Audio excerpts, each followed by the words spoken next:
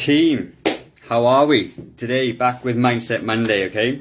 And as you can see by the title of the video, it's normalizing, okay, bad behaviors, okay? Being naughty again, haven't you, right? So what I want to say is this, okay? So when people start trying to get healthy and things like that, okay, and lose weight and get fit and healthy, one of the things their friends, their family, and their peers do is tease them for doing it, okay? They tease them for trying to be healthy. You're boring. You used to be fun, okay? Why aren't you eating that? Why are you counting those calories? Why are you going to the gym 3 times a day, okay? They're all the people that try and sabotage what you're trying to do. And the reason they do that is to make themselves feel better, okay? Whether they intentionally do or not, but they do it to make themselves feel better, okay? Now, as the saying goes, you know, you're the average of the 5 people that you spend your time with, okay? So if you're hanging around with 5 people generally who are unfit and unhealthy, you are likely to be unfit and unhealthy. If you hang around with people who are fit and healthy and go cycling and walking things, you're likely to be the same, okay? Because that's your thing, all right? But what I want you to think about is that in New Zealand, okay, about 50% of adults are overweight and obese, okay?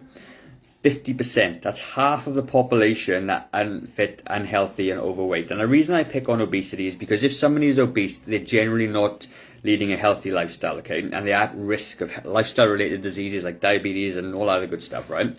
So therefore, half of the population normalize bad habits. They drink too much, they eat too much, they're not active enough, they want to relax all the time, okay? And that is because they normalize it. So when you go out, if you're that other 50% and you go out with a group of people who are obese and overweight and unhealthy, and you try and make a healthy choice, they will mock and tease you about that, okay? And they go, you know, and we've all been, I've done it. I've lost friends when I lost weight because I was no longer drinking like I used to and I was no longer doing things I used to do. That's another story. But like some other stats that might sort of, I don't know, scare you, okay? Just a bit of Googling before I went in, right? So, hazardous drinking, over consuming alcohol, okay? We normalize binge drinking in lots of Western countries. We sort of like, you know, celebrate the fact we got hammered, we had a headache, we were rough, we're gonna comfort food and bits. We do it as a population, we normalize the bad thing. Alcohol itself is a poisonous substance. It will kill you. It does kill people, okay? But we normalize it because most of our peers and friends and family do it and it's become acceptable, right? So basically some stats for you. About 50% of adults, again, between the ages of 34 and 54, are drinking hazardously. They're drinking far too many drinks than what they should be to be healthy. What does that look like? Well, for women, it's just 8 standard drinks per week. If you're drinking more than 8 standard drinks per week, it's classed as hazardous drinking. It adds an extra 1,200 calories per week to your diet. That's probably why you can't lose weight potentially. For men, it's 15 drinks, so men can get drunk more than women, right? And again, for a man, that's 2,250 extra calories per week that men are drinking, and that is a reason why they can't lose weight. But because it's a normal thing, and when I say to clients, you must stop drinking as much as you are because your blood pressure's through the roof and you got onset of diabetes and stuff, people hate it. They look at me as if I'm crazy because they have normalized this destructive behavior for them, right? And like, it's just mind-boggling to me that when they go on this health and fitness journey that people will mock them for doing it. They become boring because now they're trying to get fit and healthy. And you know, another stat for you, okay? Like people are not doing their sort of cardio and not exercising and not looking after their health. Like this, they on average die 7 years earlier than what they actually should, compared to somebody who is healthy and is fit. And like, why are we normalizing this terrible behavior of binge eating, of binge drinking, of being lazy? I need to relax because I've had a bad day.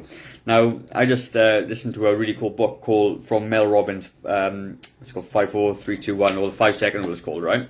And what she explains in her book is about the fact is people are feeling machines, not thinking machines, and they like to feel accepted. So therefore, when everyone is doing the bad behavior, they feel accepted. They don't feel so bad when everyone's doing this destructive thing. And when you step outside of that and start doing things for yourself, those other people don't like you doing it, okay, as I said, because it makes them feel bad because you're doing something proactive and healthy, all right? So we should normalize this behavior, okay? And I could go on a rant about childhood obesity as well. And, you know, it saddens me to see so many overweight kids. I was an overweight kid, so I know exactly what it feels like. And ultimately, we are teaching our kids the wrong things, okay? And it's because we normalize this behavior. So my challenge to you is step out, stop, you know, following along. If you want to be fit and healthy, you have to stop doing the things that got you to where you are right now. If you're overweight and you're unhealthy and you've got diabetes and you've got high cholesterol, high blood pressure, you have to start doing things differently, because if you continue doing the same things you've always done, you're going to get what you've always got.